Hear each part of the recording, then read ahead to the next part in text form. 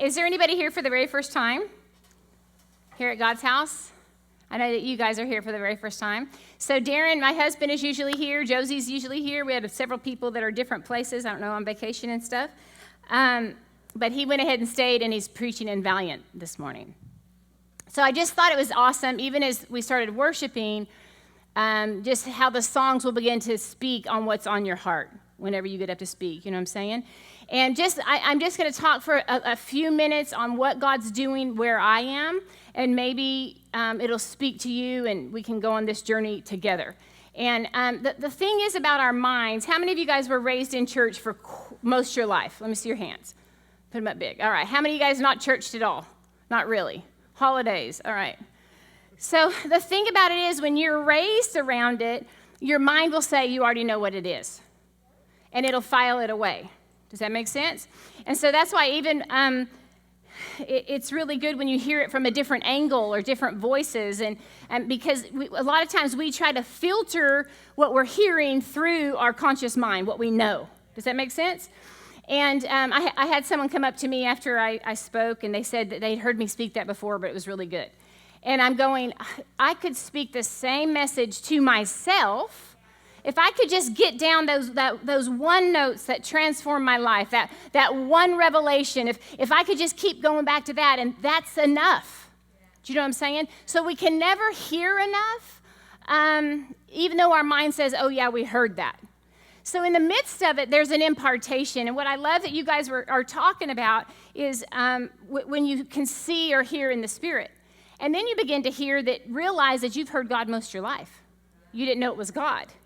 Because we were taught, or our mind told us, that it was God that made us feel bad when we sinned. That was about the extent of it, right? And so what kind of dad would that? Every time you feel guilty, every time you do something wrong. And so then once you realize that God's been speaking to you through the colors, like Noah's never going to see colors the same. And Noah's one that no matter if I'm walking, we're going somewhere, and he starts telling me what all the colors mean. He's just shouting them. As I'm walking away, he's like, and this means this. I was going in the girls' bathroom. That's where we were, at the gas station. I'm like, you're going to need to write this down for me. You know what I'm saying? So as you begin to see and hear, it changes your life. But here's the thing, guys. The whole goal is we continually go back to that place. See, Jesus learned obedience. He learned how to see and hear, just like we learn to see and hear. After he learned it, he only did what he saw. Listen, he did not have decisions to make after he learned it. Now, most of our life is made out of decisions, which tells me we haven't learned it. Did he weigh anything out in his reasoning after he learned it? Nope, he went and saw. Is that not crazy? So that's why it takes such a level of humility for all of us, because we have been trained, and we've trained ourselves to live out of that place of reasoning, which is that conscious mind. So it's not this one time I humble myself and go to the front. It's me continually humbling myself, right? That scripture that said, unless you come into it like a little child, that you're not even going to see the kingdom. So what's a little child, Xavier? A wordless infant.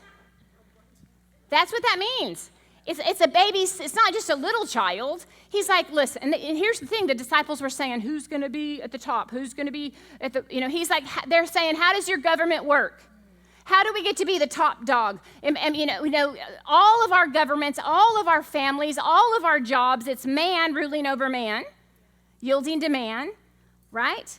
And so these guys are concerned, okay, you're coming to set up your kingdom. His disciples are talking to them. How is this going to be set up? And he's like, guys, you don't even know what you're saying. And he was addressing his disciples who had seen him and heard him for, at this point, almost 3 years. So he wasn't even fully answering like that we're all one in the Spirit, because they couldn't hear it. He had to address them and jolt them and say, unless you become like a wordless infant. In other words, can you shut your mouth? In every situation, Sheila, can you just shut your opinion down in order to hear? See, what you validate, I want you guys to remember this, what you validate, you guys know what validate means? Okay, when you say something's valid. If I have a credit card and it's out of date and I try to use it, is it valid?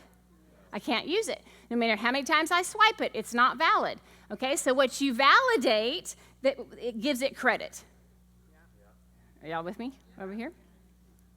So what we validate is what has power in our life. So here's the deal. And I maybe not you, but it's definitely been me, and we're all maturing and growing out of it. But we would cry out to God when we thought we needed him, right? There's nothing left to do but pray, right? But if we learn to live like Jesus, there wouldn't ever be nothing left to do. You know what I'm saying? You would always be able to see and hear after you learned it. So, but we've lived from crisis to crisis, right? I told someone, I said, it took me a little longer to hear God in my family because I had a family structure that I could draw from.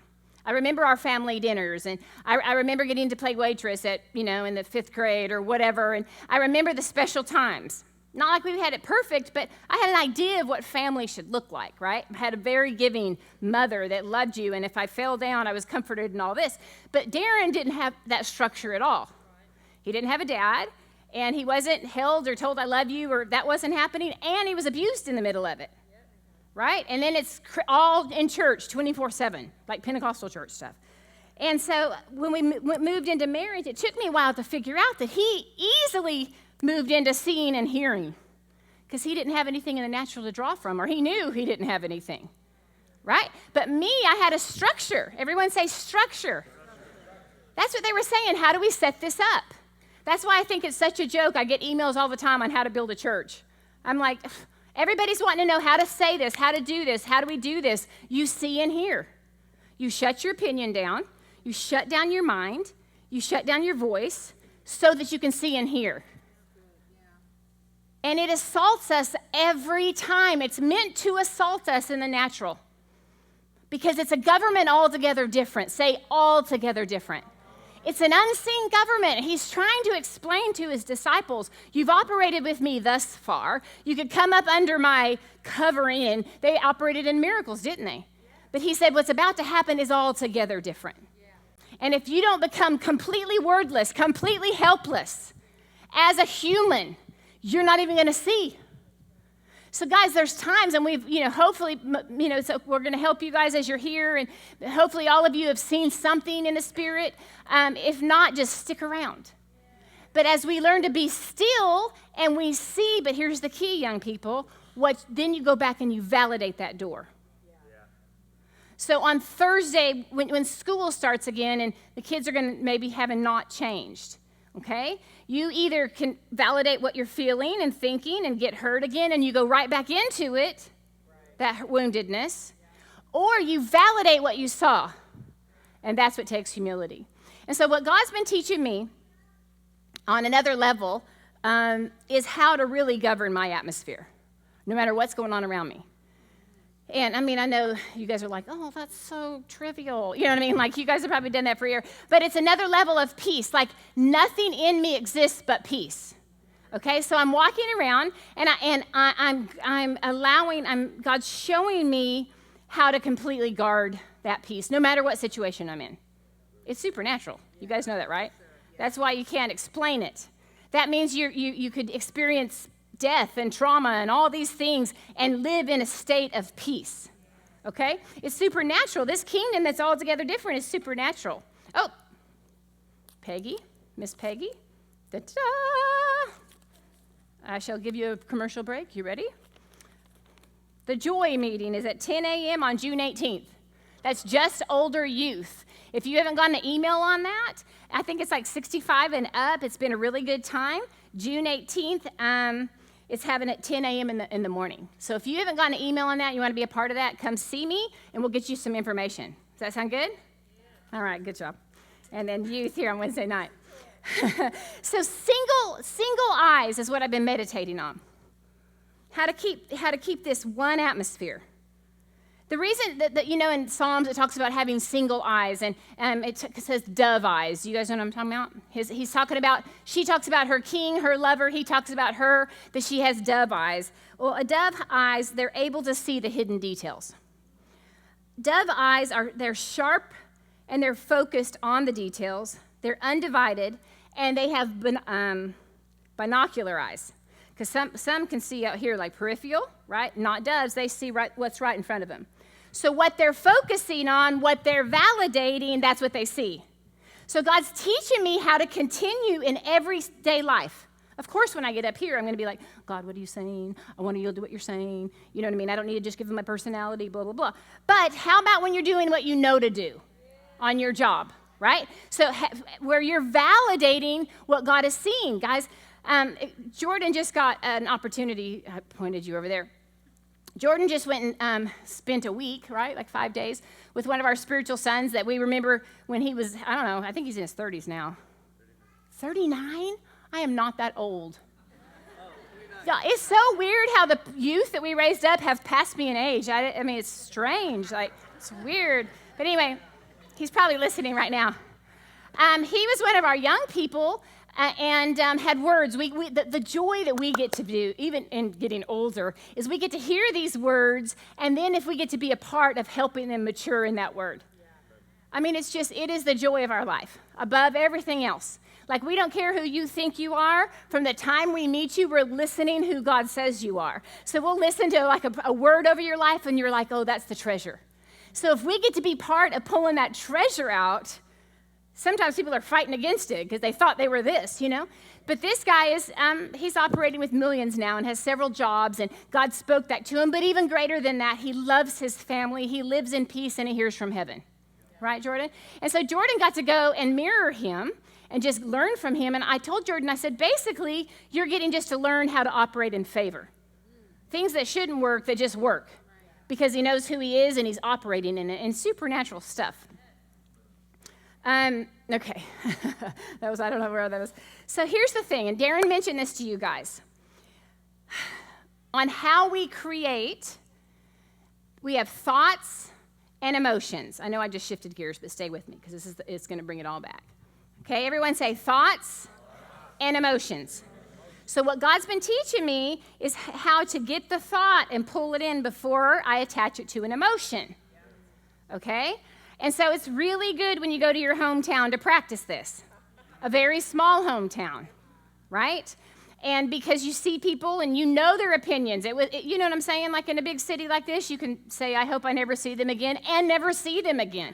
But when you're raised in a small town, we would have people come through and say, this is an incubator, and God's used this, and the persecution. Like, guys, we did not attack, maybe. We dismantled the rapture in the small town. Right? Yeah. I had somebody tell one of our women that we love that's in our family that we help raise up. Someone sat in her office, Teresa, and told her about the time when they got a loaded gun ready to go to Darren and Sheila's on their way to our house, and God stopped them. That was the kind of turmoil we were in. Is that correct? Yeah. Often after we hit that thing. And she said she did not know why she hated us. We're like, oh, dear God. That was this week, the woman that came and told me that. So is a really good time to test out this atmosphere, that it's untouchable. Yeah, we're untouchable, right? If you live out of your consciousness and your subconscious, you're not untouchable. Your memories, your knee-jerk, you're responding out here. But once you learn to live out of your super consciousness, your spirit, the mind of Christ, you become untouchable. It doesn't mean those emotions aren't there, or those old ones, but you pull them in. Like, I don't have the time to analyze them anymore. I'm too old to see the roots of everything. You know what I'm saying? So a thought, what Darren was saying, is like the seed. And the emotion is like the egg, the sperm and egg, okay? So how many did we figure out the number, Katie? Is she in here? Okay, so I won't even say that. But so the thoughts are, if a thought hits the emotion, what happens? You start reproducing. That's when you create. So if you can get the thought before you start giving it the emotion and cultivating that seed, if you can pull it in, right, it's not going to create. And the truth is, we create. Everything in this building, look around. Everything you see was created. First, it started with a thought. Good and bad, you guys. Can you imagine that? I mean, I had a little history lesson as I was, reading up on this, and I won't bore you guys with this, but, I'm like, really?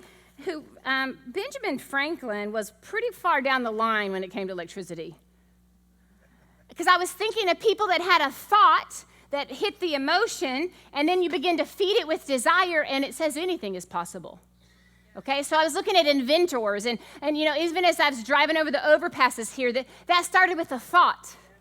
So I'm talking about everything we create in this earth starts with a thought. When it hits an emotion, I'm not just talking about negative things, are you guys with me? Then it begins to create, and the way you can stir it up or fuel it is with great desire. So just as I was looking at electricity, in 600 BC, some things started with electricity, static electricity. So these men, they were looking, they had thoughts, hundreds probably that we never knew that they became into discover things. But here, this man, Benjamin Franklin, he came on the scene, and he was the one that was accredited, what most of us would understand with, bringing forth electricity. So, that's pretty powerful. I was thinking, when Jesus was talking about and greater things that we will do, I know the miracles are greater, but I'm pretty sure we've done that as a human race.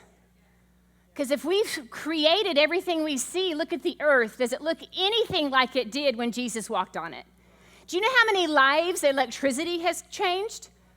Has transformed and brought healing, and you know what I'm saying? In the medical world, everything was first a thought, and then that person was like, because here's the deal, someone could have a thought, and that's it. That's it. They don't have any for it to germinate and create, correct? But there's a thought that comes, and they begin to cultivate that thought, and if they desire it enough, God said anything is possible. He actually told the people at the Tower of Babel, right? And they were built, he told, they were supposed to go scatter.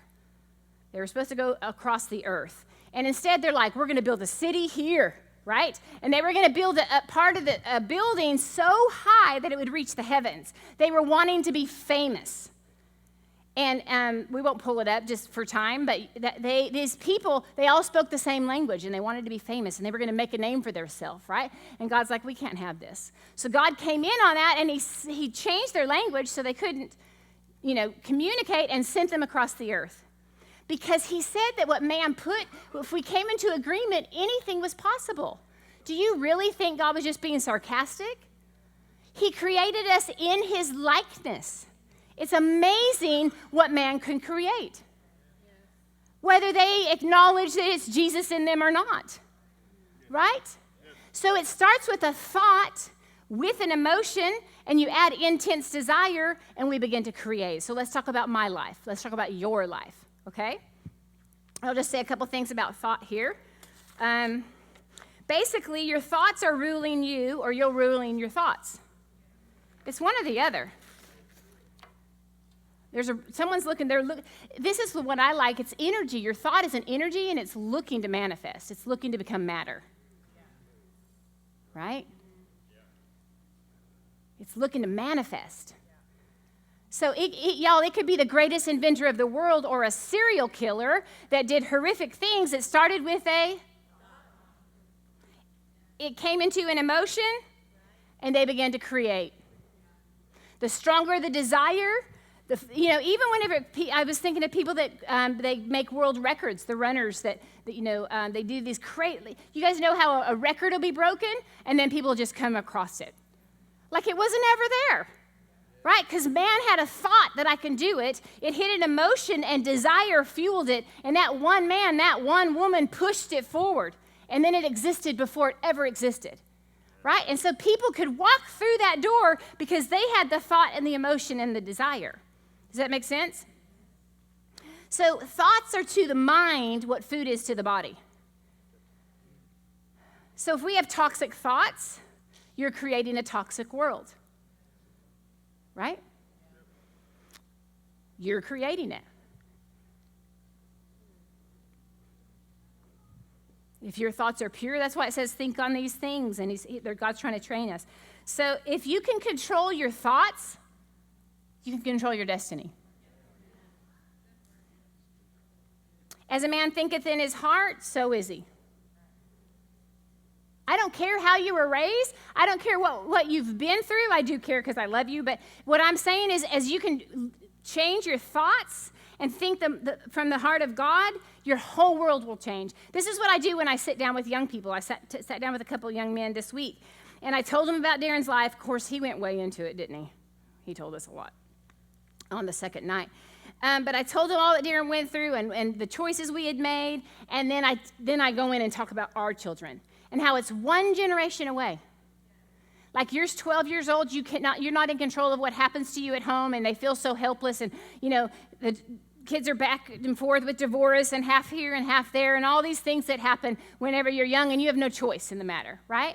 But the whole thing is once you do, if you can start saying, how is my life going to look? I don't mean in a judgment, I'm never going to raise my kids the way you did. I'm not saying that. I'm saying you can start planning at 12 years old. That's what happened to me in the 8th grade, beginning to see what I want for my future and knowing I didn't have the tools to get there. But if you can get around people that have a higher level of thinking, it'll pull you up to that place. Once they cross that barrier, you can run through it, right? So if you want to get in shape, would you hang out at Dunkin' Donuts or would you go to a gym, right? And so when I go to, I'm going to go buy Dunkin' Donuts on the way to the gym. But anyway. But when I go to the gym, I'm like a little secret stalker. You guys are too. I don't mean all these people that are trying to get together, but you're just like, I could look like that. You know what I mean? You start going, I could do that. You find a body that maybe is realistic that you could shape like, or how many of you guys have ever went to a workout class and the person wasn't in shape at all? That's like someone cutting your hair that their hair is not cool. You know what I'm saying? You're just like, ooh, you're in a mirror all day, right? Have y'all ever thought like that? Right? So first you get in front of you what you want.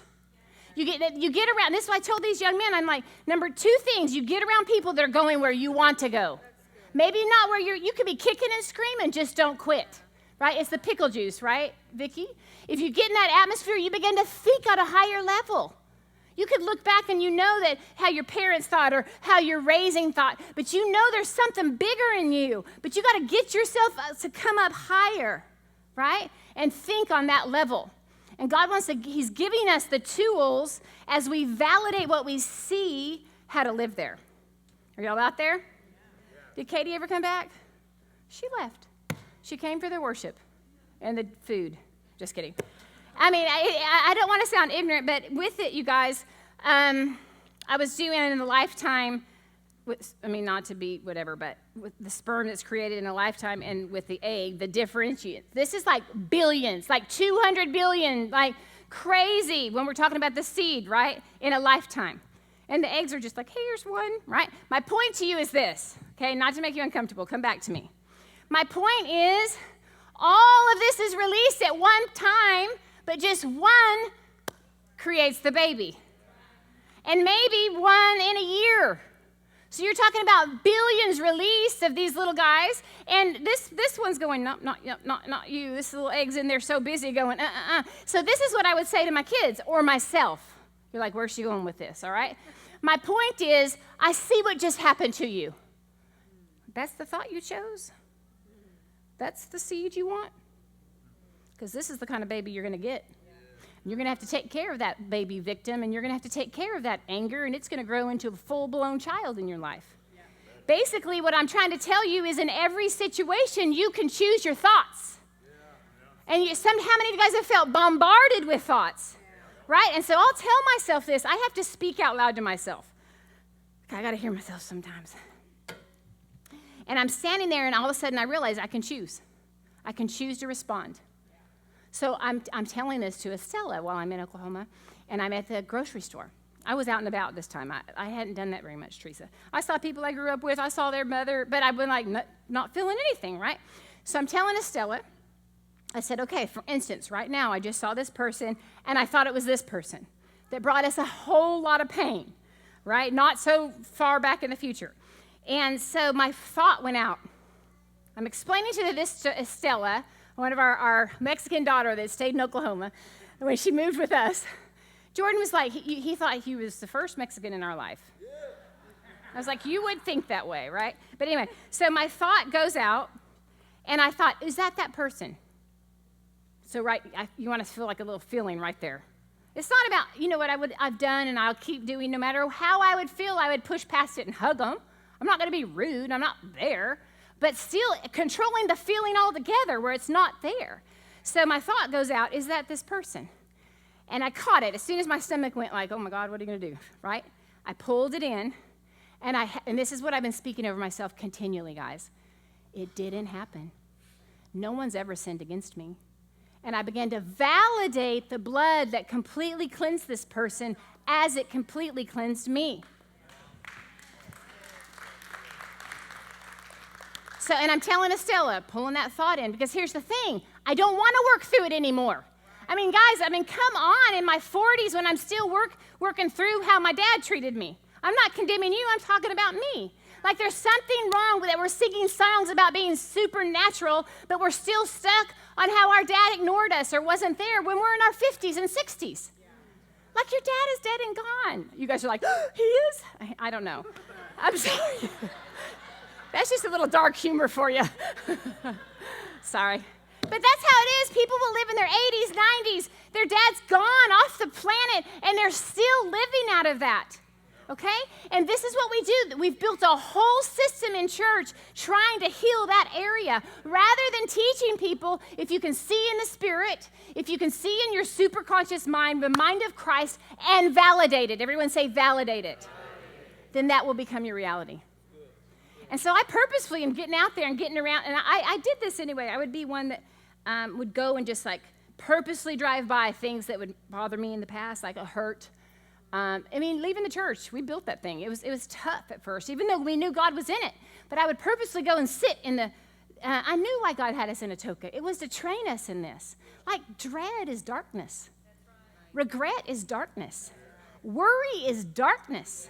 We don't operate in darkness, but how? How? Because I feel it. I feel the dread and the worry and all of this. It's present, correct? So how? And in it, it's validating what you saw. That's why we tell people when they get a word, or even as Sky drew it out, if you begin to go back to the last thing God showed you, validate that door. I don't care if it sounds so small to somebody else had a huge vision and they walked in the paradise of God and God supped with them, all this stuff, and yours was like, I don't know, I was picking flowers and it smelled good. You know what I'm saying? It doesn't matter how simple. What you saw is what you validate. Yeah. And what we have found, and this is the young man that Jordan went and stayed with, people that validate the word of the Lord or what they saw in the Spirit begin to operate in it. Yeah. But it's continually. It doesn't end. It doesn't end. And it's altogether different than this world. So the thought hits the emotion, and if you begin to fuel it with strong desire, you can accomplish anything. Anything. And men have done it. Just on your way home, look all over. All through the city. Men thought they could, and they could. So the desire is the flame. So here's this baby. The desire starts getting this all going. Inventions, records, superconsciousness, subconsciousness, and consciousness. Your conscious mind is where your reasoning is. Am I boring you guys? Of course you're going to say no. That would be so rude if you yelled yes. It's like what preachers say. Are you getting it? You guys say, I don't know. Yeah, So your conscious mind, this is our thoughts, our reasoning. Think of the tree of the knowledge of good and evil. If we live our life where we're always weighing out the decision, you're living from the knowledge of good and evil. So then we train our kids and we teach them, don't choose evil, choose good. But you know what God spoke to me yesterday? He said, lukewarm is cold. He said, two opinions is one opinion. The tree of knowledge and good of evil is the same. It's a different tree altogether than hearing and seeing in the kingdom. So we try to train ourselves to make the best choice. But that's that's weighing it out. And here's how you know you did it. Because then you're proud that you made the right choice. Because pride's always attached to it, y'all. That's our government. Right? I know you have to pick a party and please vote vote with your conviction. But the truth is, it's all man's government. I go to Australia and it's the same thing. It's just people arguing back and forth, and that's what we did with the things of God. Some of you right now are trying to hear it from your conscious mind and weigh it out and see if it's right. Rather than like what God was doing with Sky is unlock something in you. So your conscious mind,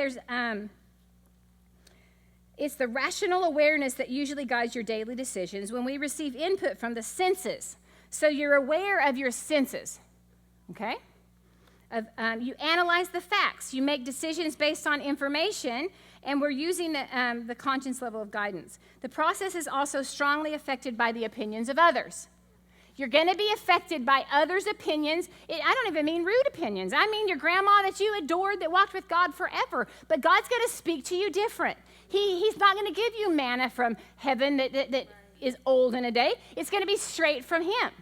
So if we can silence that part, we won't live off of somebody else's revelation. The conscious mind is always dividing and separating the world into categories. Yeah. The conscious level of awareness is problem-oriented. Let me solve it. It's difficult to be completely certain of decisions drawn from this level because the analytical mind can see all the possible solutions. I'm not getting on to you for using that, but I'm saying that is not where you're going to see and hear from heaven. Okay? So, and some of you guys know this story, and I will be done in 10 minutes, so stay with me. Probably 12. I won't only do one ending, but 12. We'll give me 12. So when we got the phone call about Darren's son, he's in a wreck. They don't know if he's alive. Panic. They're driving behind the ambulance, right? Darren's good at this. If you get mad at him or frustrated, it's because he's so good at not responding to that person's fear, that anxiety, his own. He doesn't go there. He hangs up the phone, he tells me, and we lay down and we're just quiet. Because we've learned to quiet in what you're supposed to do, right? A lot of pastors lost their marriages because they're trying to pastor on how they are supposed to do it, right? And their children, exactly. And it's always going to be influenced by other people's opinion. And here's the deal. When you begin to learn by validating what you see in the Spirit, you're going to have to be okay with people being mad all the time. Say that, all the time. They're not going to understand you because there's obviously a right thing you're supposed to do here, right? And you don't know what that is. You just know God's saying wait, and you get silent. And it looks like you don't care. And so we sat there, and God said, we just waited. We waited until we heard and saw. But we knew if we engaged in the emotion, right, it would begin to create that weekend, our response.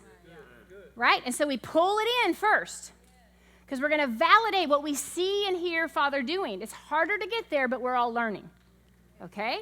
So once you respond, you've engaged, you've validated, you gave life to that reasoning. And see, a tree reproduces after itself. So the tree of knowledge of good and evil is always going to push you into work and stress and worry and all of it.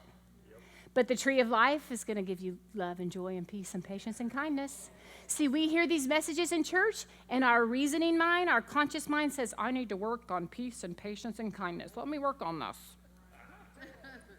When we're talking about a whole different kingdom altogether, the root system is in an unseen realm, okay? So, y'all, when I went through my little, I'm just quoting things, so when I went through the time I died, that whole thing, right? But I had a tubal pregnancy. I didn't know I was pregnant, this whole thing. So my emotions, and I was whacked out for a few years. Everyone say a few years. And just say, God love Darren. Okay, just kidding. But what I liked about it is I learned that I couldn't respond to certain things or I would spiral into darkness. My emotions couldn't handle it. So my dad was an amazing man. I have no criticism, but if you lost something, right, Teresa? If he lost something, everyone had to stop what they were doing until you found it. Say, right? The whole house. So I didn't know that there was a little anxiety in that. And if you guys knew me, my brother, I just saw my brother last week. He said, lost any $100 bills lately? I'm like, I am a different person. Like, I would lose stuff all the time. I'm walking through Walmart. I didn't know what my money was, but God took care of me. I looked down, it stuck to the bottom of my shoe. Like, all the time, And I'm like, don't worry about it. I haven't wrecked since I was 16 years old. I got this, But what I had to learn to do, Darren would say, have you seen the keys? Right? Or whatever. I could feel his anxiousness that he needed to go somewhere and the keys are gone. And probably I did lose them, whatever, right? Just kidding. I would look like I did not care. After I got all wacky in my hormones, I would get completely quiet and I would just keep cooking. And of course, on the outside, it looks like I could care less that you're stressed over finding the keys, right? That's what it looked like, because before I would just jump. I was responding to my dad, and we got to look for this, and we got to help solve this problem. But what would happen is my atmosphere would get so jacked up that I would spiral into darkness. So one thing that I learned in the midst of that is I just didn't respond. And Darren was like, he did not know what to do with me for a few years because I was a responder. I was the one that set the stage in the house emotionally, all of that stuff, right? And now I'm not responding like him. But anyway, and so I had to learn to shut everything down and so I could see. And how many of you guys know when you're looking for something and you're frantic, if you'll just stop? That's right. It's the same way when a woman's trying to get pregnant, they can't have a baby. I just saw this, I read this article, and this woman had a surrogate, and her neighbor, her dear friend, is carrying a baby. A month later, she gets pregnant after trying for 7 years. So initially, she was kind of having twins. Her and her neighbor were carrying her babies. But you hear it all the time. Once the stress comes off, it begins to happen. So what we want to learn to do, you guys, is to shut down that place. And I mean, if some of you guys want to give me, probably have your numbers, but when we're done, if some of you guys want some information on some people that help you learn how to meditate and quieten that part of your mind, come and see Teresa afterwards, and we'll just write their name down. And I'll just send you some practical things that'll help you. Does that make sense? Help you see and hear. All right, I said 12 minutes. We're down to what? Okay, so the subconscious mind, there's dim awareness. That's where you dream. It's not where you fully hear and see because it can be influenced by memories and usually is. So I would have people all the time have a dream and God confirm it, that's my wife. God confirmed it. I had 3 dreams. That's my wife. But it was their soul and their desire that was creating it in their subconscious mind. Now, it's great when you can access your subconscious mind, but still there's memories and stuff being filtered through. See, guys, there's a reason that Jesus spoke in parables. He wanted them to go there. He wasn't trying to get them to see it here. He was trying to get them to dig a little bit so they could see it directly from Father. And when Peter saw it, he said, oh, that's it. And then he told him to be quiet, for a little while. Because he said, you're the Christ. You're the Son of the living God. All right. We're almost done here. So why don't you throw up 2 Corinthians 10:5 from the Amplified. So there's 2 ways that you can access and begin to pull out these. You can, go after these thoughts that are negative, where they came from, all this stuff, correct? But there's an easier way. But I'm not saying this way is bad. But as soon as you get free from these thoughts of darkness from your raising, that door, like 5 more entered in. Do you know what I'm saying? And it's just constant. You're constantly going after. And to me, it's also for me, it pulled me away from having dove's eyes that just saw him. And the more I've realized, if I'll have single eyes, if my goal is just to see him, not even to get the answer, but whatever you want to show me, it seems my mind says, I need answers on this. That's what my mind says. I'm crying out for answers on this. I lost my job. I'm going through a divorce. My child's acting like an idiot. I need answers, right? That's what it seems like, but I don't go to God like that. I don't go to God for answers. I've learned just to go to him because he gives me what I need. And my mind will tell me what I think I need. But what happens is he's not it's a relationship. And usually when I begin to see, I begin to laugh. Oh my gosh, like everything gets really small. Every problem gets really small. And I like what Darren says when he says God doesn't talk to us about our problems because he doesn't know problems. He communicates with us just who he is. And then you realize there are no problems. No one has sinned against me. It's all gone. And if you'll read a little bit about, and I know it gets kind of weird, and we've thought it was weird, but super consciousness, you begin to see everything as the whole. You begin to see the whole picture.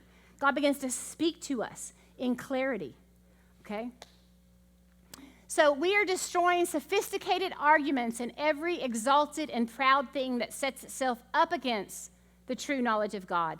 And we are taking every thought and purpose captive to the obedience of Christ. You go ahead and click it to the next one.